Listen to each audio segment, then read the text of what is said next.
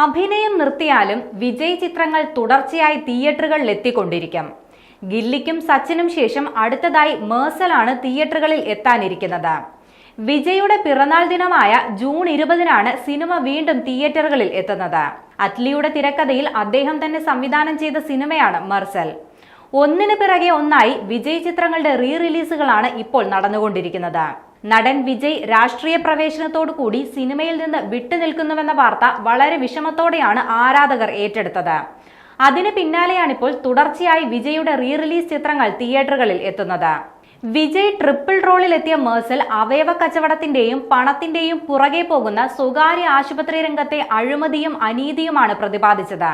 കേന്ദ്ര സർക്കാർ നയങ്ങളെ വിമർശിക്കുന്ന രംഗങ്ങളുടെ പേരിൽ BJPയുടെ എതിർപ്പിനിരയായ ചിത്രം കൂടിയാണ് മെർസൽ. ചരക്ക് നികുതി, GST എന്നിവയുൾപ്പെടെ കേന്ദ്ര സർക്കാർ നയങ്ങളെ വിമർശിക്കുന്ന രംഗങ്ങൾ സിനിമയിലുണ്ടായിരുന്നു. ഇത് പിന്നീട് റീസെൻസർ ചെയ്യുകയും ചെയ്തു. അതേസമയം റീ റിലീസിനെത്തിയ വിജയ് ചിത്രം ഗില്ലി 32 കോടിയാണ് തിയേറ്ററുകളിൽ നിന്നും നേടിയത്. സച്ചിനും തിയേറ്ററുകളിൽ മികച്ച പ്രകടനം കാഴ്ചവെച്ചിരുന്നു. ഈ രണ്ട് ചിത്രങ്ങളെയും മറികടന്ന് മെർസൽ തിയേറ്ററുകളിൽ കത്തിക്കയറുമോ എന്നറിയാനാണ് ആരാധകർ ഇപ്പോൾ കാത്തിരിക്കുന്നത്.